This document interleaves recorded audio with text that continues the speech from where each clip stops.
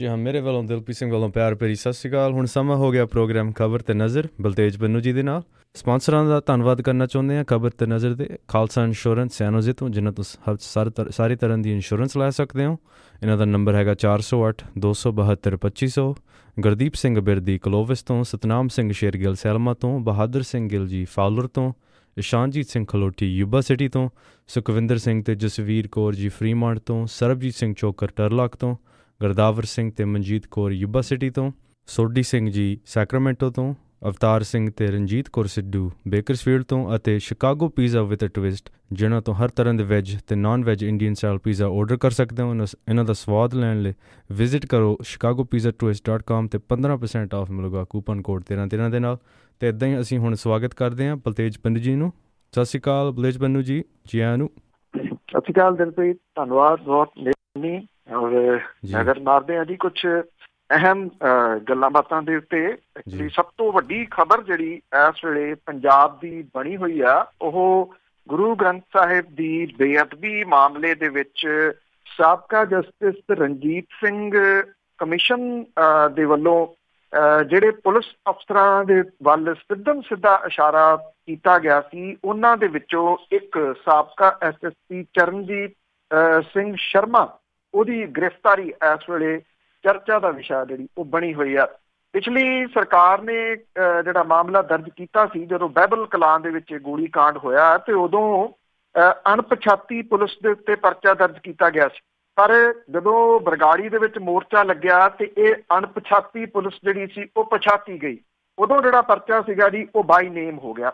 ਜਿਨ੍ਹਾਂ ਪੁਲਿਸ ਵਾਲਿਆਂ ਦੇ ਉੱਤੇ ਇਹ ਪਰਚਾ ਦਰਜ ਹੋਇਆ, ਉਹਦੇ ਵਿੱਚੋਂ ਸਭ ਤੋਂ ਅਹਿਮ ਮੋਗੇ ਦੇ ਉਸ ਟਾਈਮ ਜਿਹੜਾ SSP ਮੋਗਾ ਸੀ ਚਰਨਜੀਤ ਸ਼ਰਮਾ ਜਿਹੜਾ ਉਹ ਸੀਗਾ ਜੀ। ਇਹਨਾਂ ਨੂੰ 29 ਤਰੀਕ ਨੂੰ ਜਿਹੜਾ SIT ਨੇ ਸੰਮਣ ਜਾਰੀ ਕਰਕੇ ਸੱਦਿਆ ਹੋਇਆ ਸੀ 4 ਪੁਲਿਸ ਵਾਲਿਆਂ ਨੂੰ। ਪਰ ਉਦੋਂ ਪਹਿਲਾਂ ਕੱਲ ਤੜਕਸਾਰ ਜਿਹੜੀ 4:30 ਵਜੇ ਦੇ ਕਰੀਬ ਹੁਸ਼ਿਆਰਪੁਰ ਤੋਂ ਉਹਦੇ ਘਰ ਤੋਂ ਉਹਨੂੰ ਜਿਹੜਾ ਜੀ ਅਚਾਨਕ ਗ੍ਰਿਫਤਾਰ ਕੀਤਾ ਗਿਆ। ਔਰ ਇਹ ਸਾਰੀ ਕਾਰਵਾਈ ਜਿਹੜੀ ਸੀ ਇਹਨੂੰ ਬੇਹੱਦ ਗੁਪਤ ਰੱਖਿਆ ਗਿਆ।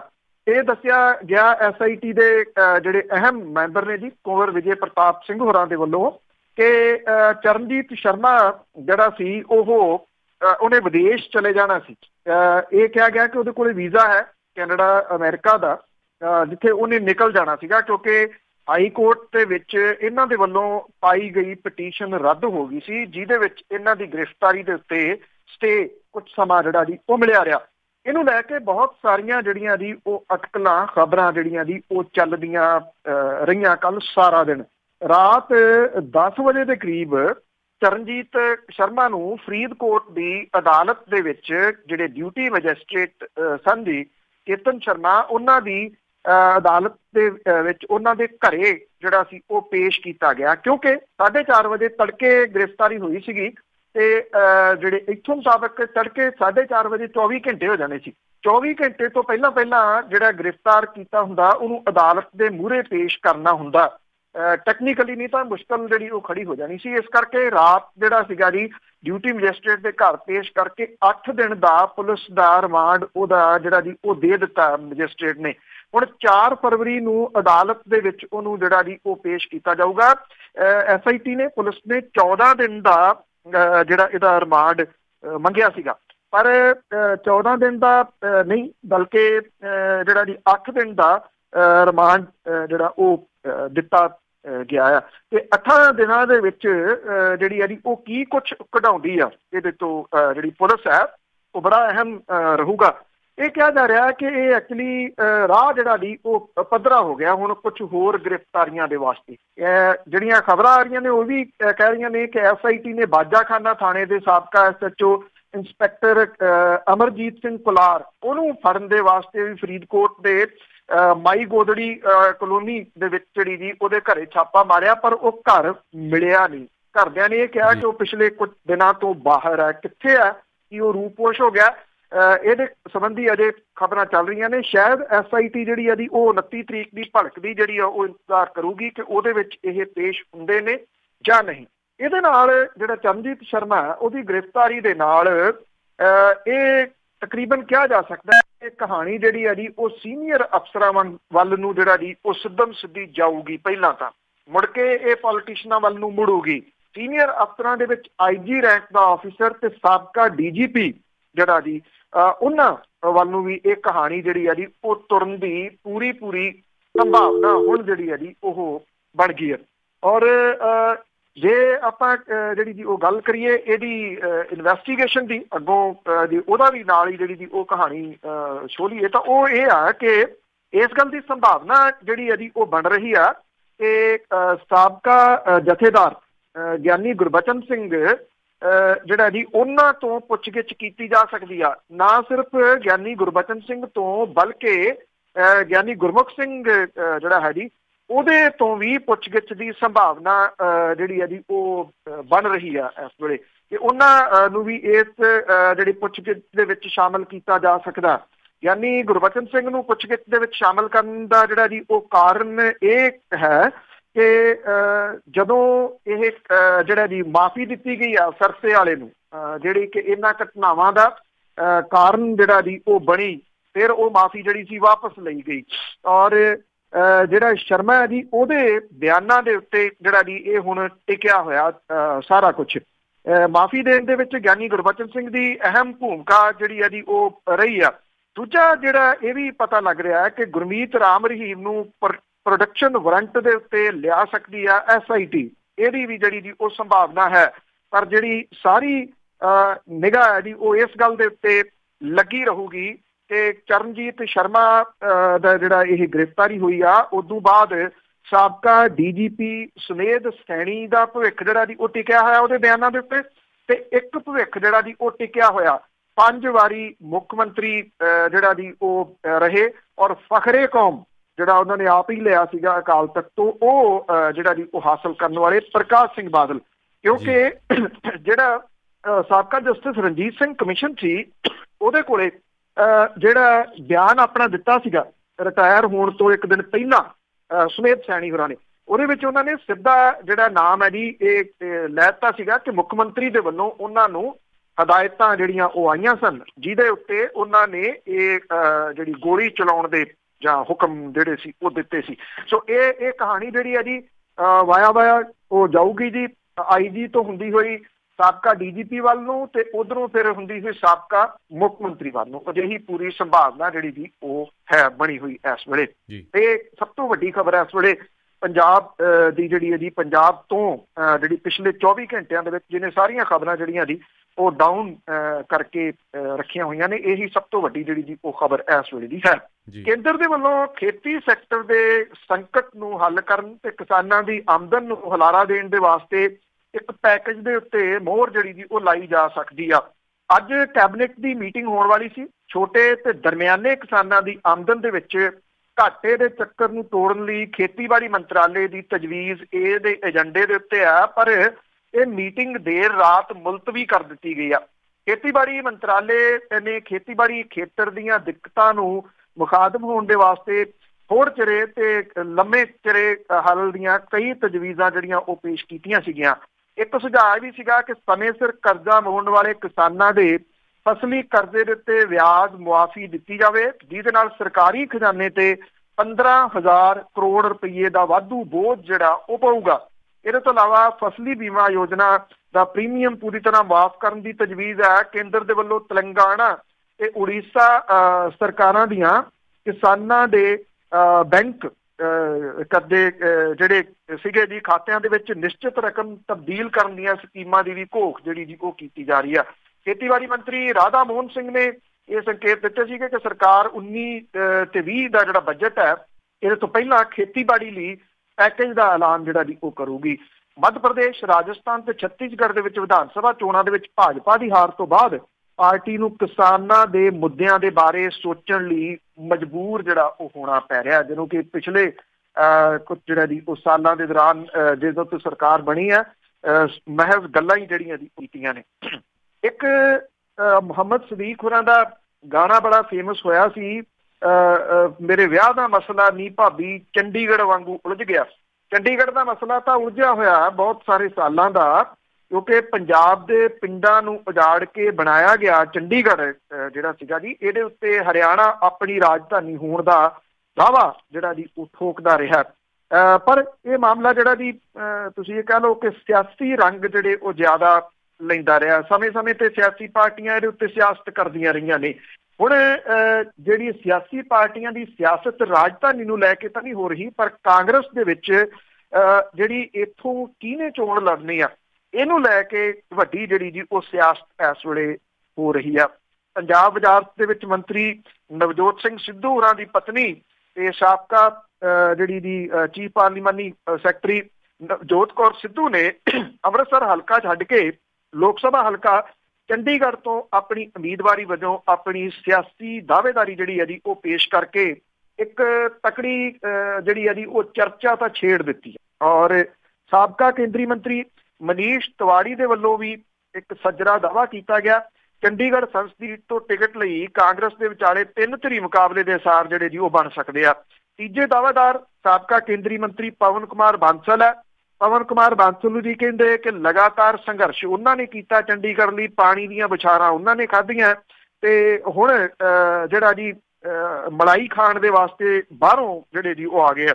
ਇਹ ਵੀ ਜਿਹੜਾ ਜੀ ਕਿਹਾ ਜਾ ਰਿਹਾ ਕਿ ਜਿਵੇਂ ਨਵਜੋਤ ਕੌਰ ਸਿੱਧੂ ਹੋਰਾਂ ਨੇ ਚੰਡੀਗੜ੍ਹ ਦੇ ਵਿੱਚ ਦਸਤਕ ਦਿੱਤੀ ਆ, ਉਹਦੇ ਤੋਂ ਲੱਗਦਾ ਹੈ ਕਿ ਸਿੱਧੂ ਜੋੜੀ ਨੇ ਕਾਂਗਰਸ ਦੇ ਕੌਮੀ ਪ੍ਰਧਾਨ ਰਾਹੁਲ ਗਾਂਧੀ ਤੇ ਪ੍ਰਿਅੰਕਾ ਗਾਂਧੀ ਹੋਰਾਂ ਦੇ ਨਾਲ ਆਪਣੀਆਂ ਜਿਹੜੀਆਂ ਨਜ਼ਦੀਕੀਆਂ ਨੇ ਉਹਦਾ ਕਿਤੇ ਨਾ ਕਿਤੇ ਲਾਹਾ ਤਾਂ ਜਿਹੜਾ ਜੀ ਉਹ ਉਠਾ ਲਿਆ।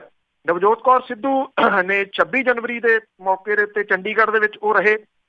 ਉਹ ਸਾਬਕਾ ਕੇਂਦਰੀ ਮੰਤਰੀ ਪਵਨ ਕੁਮਾਰ ਬਾਂਸਲ ਦੇ ਬਾਗੀ ਧੜੇ ਦੀ ਅਗਵਾਈ ਕਰ ਰਹੀ ਸਾਬਕਾ ਮੇਅਰ ਪੂਨਮ ਸ਼ਰਮਾ ਦੇ ਵੱਲੋਂ ਧਨਾਸ ਕਲੋਨੀ ਦੇ ਵਿੱਚ ਰੱਖੇ ਸਮਾਗਮ ਦੇ ਵਿੱਚ ਸ਼ਮੂਲੀਅਤ ਉਹਨਾਂ ਨੇ ਜਿਹੜੀ ਸੀ ਉਹ ਕੀਤੀ। ਔਰ ਜਿਹੜਾ ਜੀ ਇੱਥੇ ਉਹਨਾਂ ਨੇ ਜਿਹੜਾ ਜੀ ਜਿਹੜੀਆਂ ਗੱਲਾਂ ਬਾਤਾਂ ਕੀਤੀਆਂ ਜੀ ਕਿ ਇਹਦੇ ਨਾਲ ਕੀ ਫਰਕ ਪੈਂਦਾ ਕਿ ਉਹ ਕਿੱਥੋਂ ਜਿਹੜੀ ਚੋਣ ਲੜਨਗੇ।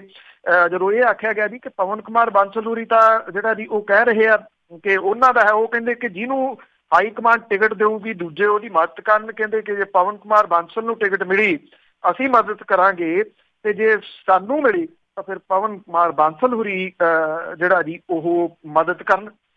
ਜਿੱਥੋਂ ਤੱਕ ਮਨੀਸ਼ ਤਿਵਾੜੀ ਹੋਰਾਂ ਦੀ ਗੱਲ ਹੈ, ਮਨੀਸ਼ ਤਿਵਾੜੀ ਹੋਰਾਂ ਨੂੰ ਸੰਭਾਵੀ ਰੂਪ ਦੇ ਵਿੱਚ ਲੁਧਿਆਣਾ ਤੋਂ ਕਾਂਗਰਸ ਦਾ ਕੈਂਡੀਡੇਟ ਵੇਖਿਆ ਜਾ ਰਿਹਾ ਸੀ, ਪਰ ਉਹਨਾਂ ਦੇ ਵੱਲੋਂ ਚੰਡੀਗੜ੍ਹ ਤੋਂ ਆ ਕੇ ਜਿਹੜਾ ਜੀ ਉਹ ਦਾਅਵਾ ਪੇਸ਼ ਕਰ ਦੇਣਾ ਇਹਨੇ ਜਿਹੜਾ ਜੀ ਉਹ ਕਈ ਨਵੀਆਂ ਚਰਚਾਵਾਂ ਨੂੰ ਜਨਮ ਦਿੱਤਾ। ਉਹ ਕਹਿੰਦੇ 3 ਕਿਉਂ 30 ਵੀ ਹੋ ਸਕਦੇ ਆ।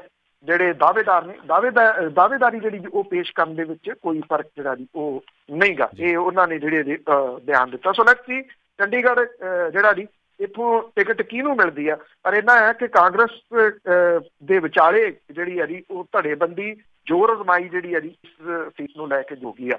ਪੰਜਾਬ ਦੇ ਜਿਹੜੇ ਸਰਕਾਰੀ ਕਾਲਜ ਨੇ ਉਹ ਹੁਣ ਨਾਂ ਦੇ ਹੀ ਸਰਕਾਰੀ ਕਾਲਜ ਨੇ।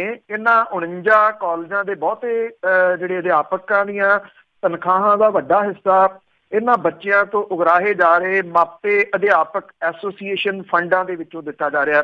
ਦਰਜਨ ਦੇ ਕਰੀਬ ਪੇਂਡੂ ਕਾਲਜਾਂ ਦੇ ਵਿੱਚ ਵਿਦਿਆਰਥੀਆਂ ਦੀ ਕਮੀ ਕਰਕੇ PTA ਵੀ ਘੱਟ ਹੈ, ਪ੍ਰੋਫੈਸਰ ਰੱਖਣ ਦੀ ਹੈਸੀਅਤ ਹੀ ਨਹੀਂ ਰਹੀ। ਸਰਕਾਰ ਦੇ ਵੱਲੋਂ ਲੋੜੀਂਦਾ ਫੰਡ ਦੇਣ ਤੋਂ ਲਗਾਤਾਰ ਹੱਥ ਖੜੇ ਕਰਨ ਕਰਕੇ ਸਰਕਾਰੀ ਕਾਲਜਾਂ ਦੇ ਵਿੱਚ ਅਨੁਸੂਚਿਤ ਜਾਤੀਆਂ ਤੋਂ ਲੈ ਕੇ ਹਰ ਗਰੀਬ ਬੱਚੇ ਨੂੰ PTA ਫੰਡ ਦੇਣ ਲਈ ਮਜਬੂਰ ਕੀਤਾ ਜਾ ਰਿਹਾ।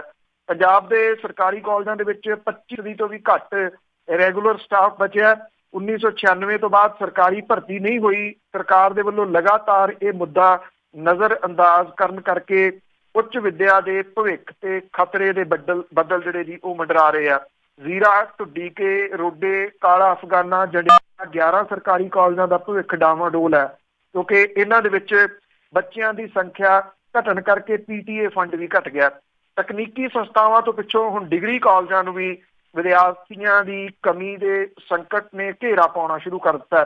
ਅਨੁਸੂਚਿਤ ਜਾਤੀ ਦੇ ਵਿਦਿਆਰਥੀਆਂ ਲਈ ਪੋਸਟ ਮੈਟ੍ਰਿਕ ਸਕਾਲਰਸ਼ਿਪ ਸਕੀਮ ਤਹਿਤ ਮੁਫਤ ਵਿੱਦਿਆ ਤੇ ਜੂਨ 17 ਦੇ ਵਿੱਚ ਕੈਪਟਨ ਅਮਰਿੰਦਰ ਸਿੰਘ ਦੇ ਵੱਲੋਂ ਕੁੜੀਆਂ ਲਈ PhD ਤੱਕ ਦੀ ਪੜ੍ਹਾਈ ਮੁਫਤ ਕਰਨ ਦੇ ਵਿਧਾਨ ਸਭਾ ਦੇ ਵਿੱਚ ਕੀਤੇ ਐਲਾਨ ਭਰੇ ਧਰਾਏ ਰਹਿ ਗਏ ਆ। ਪੰਜਾਬ ਦੇ ਵਿੱਚ ਸਰਕਾਰੀ ਤੇ ਪ੍ਰਾਈਵੇਟ ਕੁੱਲ 618 ਕਾਲਜਾਂ ਦੇ ਵਿੱਚੋਂ 49 ਸਰਕਾਰੀ ਕਾਲਜਾਂ ਦੇ ਵਿੱਚ BA ਭਾਗ ਪਹਿਲਾ, BEd ਤੋਂ MA ਤੱਕ ਦੀਆਂ ਕਲਾਸਾਂ ਦੇ ਵਿੱਚ 13-14 ਦੇ ਦੌਰਾਨ 85,000 ਦੇ ਮੁਕਾਬਲੇ 18-19 ਦੇ ਦੌਰਾਨ ਵਿਦਿਆਰਥੀਆਂ ਦੀ ਗਿਣਤੀ ਘੱਟ ਕੇ 72,000 ਰਹਿ ਗਈ। ਉੱਚ ਵਿੱਦਿਆ ਦੇ ਨਾਲ ਸੰਬੰਧਿਤ ਸੀਨੀਅਰ ਅਧਿਕਾਰੀ ਜਿਹੜਾ ਜੀ ਉਹ ਕਹਿੰਦਾ ਕਿ ਨੌਜਵਾਨਾਂ ਦੇ ਅੰਦਰ ਵਿਦੇਸ਼ ਦੇ ਰੁਝਾਨ ਕਰਕੇ ਗਿਣਤੀ ਘੱਟ ਰਹੀ ਹੈ। ਦੱਬੀ ਸੁਰ ਦੇ ਵਿੱਚ ਉਹ ਸਰਕਾਰ ਦੇ ਵੱਲੋਂ ਰੈਗੂਲਰ ਸਟਾਫ ਭਰਤੀ ਨਾ ਕਰਨ ਨੂੰ ਵੀ ਜ਼ਿੰਮੇਵਾਰ ਜਿਹੜਾ ਜੀ ਉਹ ਠਹਿਰਾ ਰਹੇ ਆ। तो ये खतरे की घंटी जिहड़ी जी वो वज गई उन्हां लोकां दे वास्ते, उन्हां गरीब लोकां दे वास्ते जिन्हां दे बच्चियां दी टेक इन्हां सरकारी कॉलेजां दे उत्ते जिहड़ी आ वो रहिंदी आ। ये जिहड़ियां सियासी पार्टियां ने वो एक गिणी मिथी कैलकुलेटड जिहड़ी है जी गेम उहदे तहत ये सारा कुछ जिहड़ा जी वो कर रहे आ। और इहदे तहत ये जिहड़ियां तकनीकी संस्थावां सी ITI उन्हां तो बाद सरकारी कॉलेजां दे उत्ते एक वड्डा खतरा जिहड़ा जी वो इस वेले मंडरा रहा है। ये बेहद गंभीर जिहड़ा जी वो सबजैक्ट पंजाब दे वास्ते है कि की बनूगा उन्हां बच्चियां दा जिहड़े दिओ कद प्राइवेट जिहड़ियां यूनीवर्सिटीज़ ने उन्हां दे मणा मूही जिहड़े खर्चे आ वो नहीं दे सकते ते हुण वो इधरों भी विचारे जिहड़े भी वो वांझे रह जाणगे जी। जिहड़ा कुछ सुहिरद लोग जिहड़े जी वो इकट्ठे होए कल बुढ़ा दरिया बचाउण दे वास्ते एक समागम जिहड़ा जी रखिया गया सी लुधियाणे दे विच आण मिलो दरियाओ। इहदे विच 70 स्कूलों के बच्चे ते टीचर शामिल होए। वख-वख पेंटिंग मुकाबले दे नाल लोकां नूं बुढ़े दरिया नूं साफ करन दे वास्ते इन्हां ने जागरूक कीता। 22 ਦੇ करीब NGOs ਦੇ सैकड़े मैंबर भी इहदे समागम दे विच जिहड़े जी ਉਹ पहुंचे और ਵੱਖ-ਵੱਖ ਖੇਤਰਾਂ ਦੇ ਵਿੱਚ ਨਾਮ ਖੱਟਣ ਵਾਲੀਆਂ ਸ਼ਖਸੀਅਤਾਂ ਨੇ ਆਪੋ ਆਪਣੇ ਤਰੀਕੇ ਦੇ ਨਾਲ बुढ़े दरिया नूं साफ करने लई लोकां नूं जागरूक कीता। एक पासे पेंटिंग मुकाबले चल रहे सी, दूजे पासे नाटक ते संगीत वाला माहौल सी। समागम की जिहड़ी शुरुआत सी वो नामधारी संप्रदा के मुखी ठाकुर उदय सिंह होरां ने कीती। इस तो बाद उस्ताद जौहर अली खान ने वायलन दीयां धुनां जिहड़ियां दी वो वजा के बुढ़े दरिया नूं साफ करने लई अपना योगदान पाउण दा सुनेहा दिता। लुधियाणे दे 16 किलोमीटर इलाके तो लंघदे बुढ़ा दरिया दे दुआले ਲੱਖਾਂ ਦੀ ਆਬਾਦੀ ਰਹਿੰਦੀ ਆ, ਜਿਹਦੇ ਵਿੱਚ ਡਾਈਂਗਾਂ ਦਾ ਕੈਮੀਕਲ ਵਾਲਾ ਪਾਣੀ, ਨਗਰ ਨਿਗਮ ਦਾ ਸੀਵਰੇਜ ਵਾਲਾ ਪਾਣੀ, ਡੇਅਰੀਆਂ ਦਾ ਗੰਦਾ ਪਾਣੀ, ਲੋਕਾਂ ਦਾ ਕੂੜਾ ਕਰਕਟ ਪੈ ਰਿਹਾ। ਪਾਣੀ ਦੂਸ਼ਿਤ ਹੋਣ ਕਰਕੇ ਇਹਦੇ ਕੰਢਿਆਂ ਦੇ ਉੱਤੇ ਰਹਿੰਦੇ ਲੋਕਾਂ 'ਚ ਕੈਂਸਰ ਤੇ ਹੋਰ ਬਿਮਾਰੀਆਂ ਫੈਲ ਰਹੀਆਂ ਨੇ। ਵਾਤਾਵਰਣ ਨੂੰ ਪਿਆਰ ਕਰਨ ਵਾਲੇ ਲੋਕਾਂ ਨੇ ਬੁੱਢੇ ਦਰਿਆ ਦੀ ਮੁੜ ਸਰਜੀਲੀ ਕਦਮ ਚੁੱਕਿਆ ਔਰ ਇਹਦੇ ਵਾਸਤੇ ਬਿਨਾਂ ਕਿਸੇ ਸ਼ੱਕ ਦੇ ਇਹ ਜਿਹੜੀ ਟਾਸਕ ਫੋਰਸ ਦੇ ਮੈਂਬਰ ਜਸਵੰਤ ਸਿੰਘ ਜ਼ਫਰ ਹੋਰਾਂ ਨੇ ਆਣ ਮਿਲੋ ਦਰਿਆਓ ਦਾ ਹੋਕਾ ਜਿਹੜਾ ਜੀ ਉਹ ਦੇ ਕੇ ਵਾਤਾਵਰਨ ਪ੍ਰੇਮੀਆਂ ਨੂੰ ਇਕੱਠਾ ਕੀਤਾ ਔਰ ਇਹ ਸਮਾਗਮ ਬੜਾ ਸਫਲ ਜਿਹੜਾ ਜੀ ਉਹ ਰਿਹਾ। ਸਵਾਲ ਇਹ ਹੈ ਕਿ ਅਜਿਹਾ ਹੋਕਾ ਦੇਣ ਵਾਲੇ ਬਹੁਤ ਘੱਟ ਲੋਕ ਰਹਿ ਗਏ ਆ, ਉਹਨਾਂ ਦਾ ਸਾਥ ਦੇਣ ਵਾਲੇ ਆਉਣ ਵਾਲੇ ਦਿਨਾਂ ਦੇ ਵਿੱਚ ਕਿੰਨੇ ਜਿਹੜਾ ਜੀ ਉਹ ਰਹਿਣਗੇ, ਇਹ ਬਹੁਤ ਜਿਹੜਾ ਜੀ ਉਹ ਅਹਿਮ ਰਹੂਗਾ ਕਿ ਕਿੰਨੇ ਕੁ ਲੋਕ ਜਿਹੜੇ ਜੀ ਅੱਗੋਂ ਤੁਰਦੇ ਆ। ਕਿਉਂਕਿ ਇਹ ਤਾਂ ਨਹੀਂ ਹੈ ਕਿ ਕੁਛ ਵੀ ਇੰਪੋਸੀਬਲ ਹੈ, ਪੋਸੀਬਲ ਤਾਂ ਕੁਛ ਵੀ ਹੈਗਾ, ਪਰ ਜਿਹੋ ਜਿਹੇ ਲੋਕ ਇਹਦੇ ਨਾਲ ਕੱਲ ਜਿਹੜਾ ਜੀ ਉਹ ਜੁੜੇ ਆ ਉਹ ਸਾਰੇ ਸੁਹਿਰਦ ਲੋਕ ਨੇ, ਪੰਜਾਬ ਦਾ ਭਲਾ ਸੋਚਣ ਵਾਲੇ ਨੇ। ਉਮੀਦ ਜ਼ਰੂਰ ਉਹਨਾਂ ਨੇ ਜਗਾਈ ਆ ਕਿ ਇਸ ਮਸਲੇ ਦੇ ਉੱਤੇ ਕੁਛ ਨਾ ਕੁਛ ਜਿਹੜਾ ਜੀ ਉਹ ਹੋ ਸਕੂਗਾ। ਗੱਲ ਇੱਕ ਬੁੱਢੇ ਦਰਿਆ ਦੀ ਨਹੀਂ ਪਰ ਬਲਕਿ ਜਿਹੜੇ ਬਹੁਤੇ ਹੋ ਚੁੱਕੇ ਦਰਿਆਵਾਂ ਦੇ ਬੁੱਢੇ ਹੋਣ ਦੀ ਜਿਹੜੀ ਜੀ ਉਹ ਗੱਲ ਹੈ। ਕਿਉਂਕਿ ਜੋ ਕੁਛ ਬਿਆਸ ਦੇ ਵਿੱਚ ਇੰਡਸਟਰੀ ਨੇ ਗੰਦ ਪਾ ਕੇ ਜਿੰਨੇ ਜਿਹੜੇ ਉਹ ਪਾਣੀ ਵਾਲੇ ਜੀਵ ਜੰਤੂ ਮਾਰ ਸੁੱਟੇ ਸਨ, ਉਹਨੇ ਕਿਤੇ ਨਾ ਕਿਤੇ ਝੰਜੋੜਿਆ ਤਾਂ ਹੈ ਲੋਕਾਂ ਨੂੰ। ਅੱਜ ਵੀ ਜਿਹੜੇ ਸੁਹਿਰਦਤਾ ਦੇ ਨਾਲ ਸੋਚਣ ਵਾਲੇ ਨੇ ਉਹ ਮਹਿਸੂਸ ਕਰਦੇ ਆ ਕਿ ਇਸ ਪਾਸੇ ਕੁਛ ਨਾ ਕੁਛ ਕੀਤਾ ਜਾਣਾ ਚਾਹੀਦਾ। ਹਰਿਆਣੇ ਦੇ ਜੀਂਦ ਵਿਧਾਨ ਸਭਾ ਹਲਕੇ ਦੇ ਵਿੱਚ ਅੱਜ ਜਿਹੜਾ ਜੀ ਉਹ ਜ਼ਿਮਨੀ ਚੋਣ ਹੋਊਗੀ। ਸਾਰੇ ਪ੍ਰਬੰਧ ਜਿਹੜੇ ਜੀ ਉਹ ਮੁਕੰਮਲ ਕੀਤੇ ਗਏ ਆ। ਵੋਟਾਂ ਪੈਣ ਦਾ ਕੰਮ ਜਿਹੜਾ ਜੀ ਉਹ ਸ਼ੁਰੂ ਹੋ ਚੁੱਕਾ ਹੈ। ਸ਼ਾਮ 5 ਵਜੇ ਤੱਕ ਵੋਟਾਂ ਜਿਹੜੀਆਂ ਉਹ ਪੈਣਗੀਆਂ। 31 ਤਰੀਕ ਨੂੰ ਇਹਦਾ ਨਤੀਜਾ ਆਊਗਾ। ਇਸ ਹਲਕੇ ਦੇ 1,70,000 ਤੋਂ ਵੱਧ ਵੋਟਰ ਜਿਹੜੇ ਆ ਜੀ ਉਹ 21 ਉਮੀਦਵਾਰਾਂ ਦੀ ਕਿਸਮਤ ਦਾ ਅੱਜ ਫੈਸਲਾ ਕਰਨਗੇ। ਆਖਰੀ ਮੌਕੇ ਜ਼ਿਮਨੀ ਚੋਣ ਲਈ ਮੁਕਾਬਲਾ 3 ਧਿਰੀ ਹੋ ਗਿਆ। ਇਸ ਹਲਕੇ ਤੋਂ ਹਾਕਮ ਧਿਰ ਭਾਜਪਾ ਦੇ ਕ੍ਰਿਸ਼ਨ ਮਿੱਡਾ, ਜਨ ਨਾਇਕ ਜਨਤਾ ਪਾਰਟੀ ਜਿਹੜੀ ਨਵੀਂ ਬਣੀ, ਚੌਟਾਲਾ ਪਰਿਵਾਰ ਦਾ ਜਿਹੜਾ ਫਟਿਆ ਉਹਦੇ ਵਿੱਚੋਂ ਨਵੀਂ ਬਣੀ ਪਾਰਟੀ, ਉਹਦੇ ਦਿਗਵਿਜੇ ਚੌਟਾਲਾ, ਕਾਂਗਰਸ ਦੇ ਰਣਦੀਪ ਸੂਰਜੇਵਾਲਾ ਦੇ ਵਿਚਾਲੇ ਸਖਤ ਟੱਕਰ ਹੈ। ਜਾਟ ਵੋਟਾਂ ਵੰਡੇ ਜਾਣ ਦਾ ਫਾਇਦਾ ਭਾਜਪਾ ਉਮੀਦਵਾਰ ਨੂੰ ਮਿਲਣ ਦੀ ਸੰਭਾਵਨਾ ਹੈ। ਜਨ ਨਾਇਕ ਜਨਤਾ ਪਾਰਟੀ ਦੇ ਉਮੀਦਵਾਰ ਦੇ ਹੱਕ ਦੇ ਵਿੱਚ ਦਿੱਲੀ ਦੇ ਮੁੱਖ ਮੰਤਰੀ ਅਰਵਿੰਦ ਕੇਜਰੀਵਾਲ, ਭਾਜਪਾ ਉਮੀਦਵਾਰ ਦੇ ਹੱਕ ਦੇ ਵਿੱਚ ਹਰਿਆਣੇ ਦੀ ਸਮੁੱਚੀ ਵਜ਼ਾਰਤ, ਕਾਂਗਰਸ ਉਮੀਦਵਾਰ ਦੇ ਹੱਕ ਦੇ ਵਿੱਚ ਸਾਰੇ ਸੀਨੀਅਰ ਕਾਂਗਰਸੀ ਆਗੂਆਂ ਨੇ ਚੋਣ ਪ੍ਰਚਾਰ ਕਰਕੇ ਚੋਣ ਮੈਦਾਨ ਨੂੰ ਪੂਰਾ ਜਿਹੜਾ ਜੀ ਉਹ ਮਹਿੰਗਾਈ ਰੱਖਿਆ। ਇਸ ਵਕਾਰੀ ਚੋਣ ਦੇ ਵਿੱਚ ਇੰਡੀਅਨ ਨੈਸ਼ਨਲ ਲੋਕ ਦਲ ਤੇ ਭਾਜਪਾ ਤੋਂ ਬਾਗੀ ਲੋਕ ਸਭਾ ਮੈਂਬਰ ਰਾਜ ਕੁਮਾਰ ਸੈਣੀ ਦੇ ਉਮੀਦਵਾਰ ਵੀ ਕਿਸਮਤ ਜਿਹੜੀ ਹੈ ਜੀ ਉਹ ਅਜਮਾ ਰਹੇ ਆ। ਇਹ ਕਿਹਾ ਜਾ ਰਿਹਾ ਕਿ ਜਿਹੜੀ ਇਹ ਜੀਂਦ ਦੀ ਚੋਣ ਹੈ ਇਹ ਹਰਿਆਣੇ ਦੀ ਜਿਹੜੀ ਭਵਿੱਖ ਦੀ ਰਾਜਨੀਤੀ ਆ ਉਹਨੂੰ ਜਿਹੜਾ ਜੀ ਉਹ ਤੈਅ ਕਰੂਗੀ ਕਿ ਜਿਹੜਾ ਇੱਕ ਇਸ ਪਾਸੇ ਵੱਲ ਨੂੰ ਜਾਂਦੀ ਹੈ ਇੱਕ, ਔਰ ਦੂਸਰਾ ਕਿ ਇਹ ਕਿਹਦੇ ਹੱਥਾਂ ਦੇ ਵਿੱਚ ਜਿਹੜੀ ਜੀ ਉਹ ਜਾਂਦੀ ਹੈ। ਇਹਦੀ ਚੋਣ ਕੋਈ ਜਿੱਤੇ ਇਹਦੇ ਉੱਤੇ ਵੀ ਜ਼ੋਰ ਲੱਗਿਆ ਰਹੂਗਾ ਕਿ 1 ਨੰਬਰ ਤੇ ਕੌਣ ਆਉਂਦਾ, 2 ਨੰਬਰ ਦੇ ਉੱਤੇ ਜਿਹੜਾ ਜੀ ਉਹ ਕੌਣ ਆਉਂਦਾ, ਕਿਉਂਕਿ ਲੋਕ ਸਭਾ ਦੀਆਂ ਜਿਹੜੀਆਂ ਚੋਣਾਂ ਨੇ ਉਦੋਂ ਬਾਅਦ ਫਿਰ ਜਿਹੜੀ ਜੀ ਇਹਦੀਆਂ ਵਿਧਾਨ ਸਭਾ ਦੀਆਂ ਚੋਣਾਂ ਡਿਊ ਜਿਹੜੀਆਂ ਜੀ ਉਹ ਹੋਣਗੀਆਂ ਇੱਥੇ ਹਰਿਆਣੇ ਦੇ ਵਿੱਚ। ਇਸ ਕਰਕੇ ਬੜੀ ਅਹਿਮ ਜਿਹੜੀ ਜੀ ਉਹ ਚੋਣ ਹੈ ਇਹਦੇ ਹਰਿਆਣੇ ਦੀਆਂ ਜਿਹੜੀਆਂ ਸਿਆਸੀ ਪਾਰਟੀਆਂ ਨੇ ਉਹਦੇ ਵਾਸਤੇ, ਔਰ ਉਦੋਂ ਵੀ ਵੱਧ ਇਹ ਅਹਿਮ ਜਿਹੜੀ ਹੈ ਉਹ ਚੌਟਾਲਾ ਪਰਿਵਾਰ ਦੇ ਵਾਸਤੇ ਹੈ ਕਿ ਚੌਟਾਲਾ ਪਰਿਵਾਰ ਦੇ ਵਿੱਚੋਂ ਕਿਹੜੀ ਪਾਰਟੀ ਹੁਣ ਜਿਹੜੀ ਇਨੈਲੋ ਜਾਂ ਜਿਹੜੀ ਜਨ ਨਾਇਕ ਜਨਤਾ ਦਲ ਜਿਹੜੀ ਨਵੀਂ ਬਣੀ ਆ ਉਹ ਜਿਹੜੀ ਜੀ ਉਹ ਅਗਵਾਈ ਕਰਦੀ ਹੈ। ਇੱਥੇ ਵੈਸੇ ਇਨੈਲੋ ਦੇ ਪਛੜ ਜਾਣ ਦੀ ਜਿਹੜੀ ਜੀ ਉਹ ਸੰਭਾਵਨਾ ਨਜ਼ਰ ਆ ਰਹੀ ਹੈ। ਬਾਕੀ 31 ਤਰੀਕ ਨੂੰ ਨਤੀਜੇ ਜਿਹੜੇ ਜੀ ਉਹ ਸਾਰਾ ਕੁਝ ਤੈਅ ਕਰਨਗੇ। ਕਾਂਗਰਸ ਪਾਰਟੀ ਦੇ ਵਿੱਚ ਬਹਾਲ ਹੁੰਦਿਆਂ ਸਾਰ ਜਿਹੜਾ ਜੀ ਕਾਂਗਰਸੀ ਵਿਧਾਇਕ ਹੈ ਕੁਲਬੀਰ ਸਿੰਘ ਜ਼ੀਰਾ ਨੇ ਅਕਾਲੀ ਦਲ ਦੇ ਪ੍ਰਧਾਨ ਸੁਖਬੀਰ ਸਿੰਘ ਬਾਦਲ ਦੇ ਖਿਲਾਫ ਤਾਬੜ ਤੋੜ ਹਮਲੇ ਜਿਹੜੇ ਜੀ ਕੀਤੇ ਆ, ਔਰ ਉਹਨਾਂ ਸੁਖਬੀਰ ਦੇ ਅੰਮ੍ਰਿਤ ਛਕੇ ਹੋਣ ਤੇ ਸਵਾਲ ਖੜੇ ਕੀਤੇ, ਔਰ ਉੱਥੇ ਉਹਨਾਂ ਨੂੰ ਡੋਪ ਟੈਸਟ ਦੇ ਵਾਸਤੇ ਵੀ ਜਿਹੜਾ ਜੀ ਉਹ ਵੰਗਾਰਿਆ। ਜਿਹੜੀ ਮੀਡੀਆ ਦੇ ਨਾਲ ਗੱਲ ਕਰਦਿਆਂ ਹੋਇਆ ਕੁਲਬੀਰ ਸਿੰਘ ਜ਼ੀਰਾ ਨੇ ਇਹ ਗੱਲ ਕਹੀ ਕਿ ਸੁਖਬੀਰ ਉਹਨਾਂ ਨੂੰ ਅਮਲੀ ਕਹਿੰਦੇ ਆ, ਜਦ ਕਿ ਹਕੀਕਤ ਇਹ ਆ ਕਿ ਅਕਾਲੀ ਦਲ ਦੇ ਪ੍ਰਧਾਨ ਆਪ ਹੀ 24 ਘੰਟੇ ਨਸ਼ੇ 'ਚ ਟਾਈਟ ਰਹਿੰਦੇ ਆ। ਉਹਨਾਂ ਨੇ ਇਹ ਕਿਹਾ ਕਿ 29 ਜਨਵਰੀ ਨੂੰ ਹਲਕਾ ਜ਼ੀਰਾ ਦੇ ਵਿੱਚ ਹੋਣ ਵਾਲੀ ਸੁਖਬੀਰ ਸਿੰਘ ਬਾਦਲ ਹੋਰਾਂ ਦੀ ਪਾਰਟੀ ਮੀਟਿੰਗ ਦੇ ਬਾਹਰ ਡੋਪ ਟੈਸਟ ਕਾਊਂਟਰ ਲਾਇਆ ਜਾਊਗਾ, ਔਰ ਉਹਨਾਂ ਨੇ ਇਹਦੇ ਲਈ ਉਹਨਾਂ ਨੇ ਸਿਹਤ ਵਿਭਾਗ ਨੂੰ ਚਿੱਠੀ ਲਿਖੀ ਹੈ।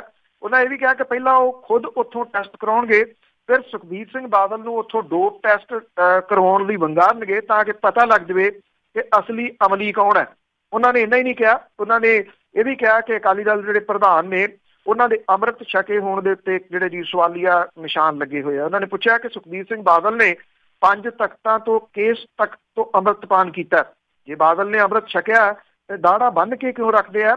ਔਰ ਇਹਦੇ ਦੌਰਾਨ ਜਿਹੜੇ ਉਹ ਬਾਰ-ਬਾਰ ਪਿਛਲੇ ਦਿਨਾਂ ਦੇ ਵਿੱਚ ਜਿਹੜਾ ਜੀ ਹਮਲੇ ਕਰਦੇ ਰਹੇ ਆ ਸੀਨੀਅਰ ਪੁਲਿਸ ਆਫੀਸਰ ਤੇ, ਉਹਦੇ ਸੰਬੰਧੀ ਉਹਨਾਂ ਨੇ ਕੋਈ ਜਵਾਬ ਜਿਹੜਾ ਜੀ ਉਹ ਨਹੀਂ ਦਿੱਤਾ, ਔਰ ਬਹੁਤੇ ਜਿਹੜੇ ਸਵਾਲਾਂ ਦੇ ਜਵਾਬ ਸੀਗੇ ਜੀ ਉਹ ਟਾਲ ਗਏ, ਜਿਹੜੇ ਉਹਨਾਂ ਨੂੰ ਖਾਸ ਤੌਰ ਦੇ ਉੱਤੇ ਪੁੱਛੇ ਗਏ ਸੀਗੇ ਇਸ ਸੀਨੀਅਰ ਜਿਹੜਾ ਜੀ ਪੁਲਿਸ ਆਫੀਸਰ ਦੇ ਬਾਰੇ ਦੇ ਵਿੱਚ।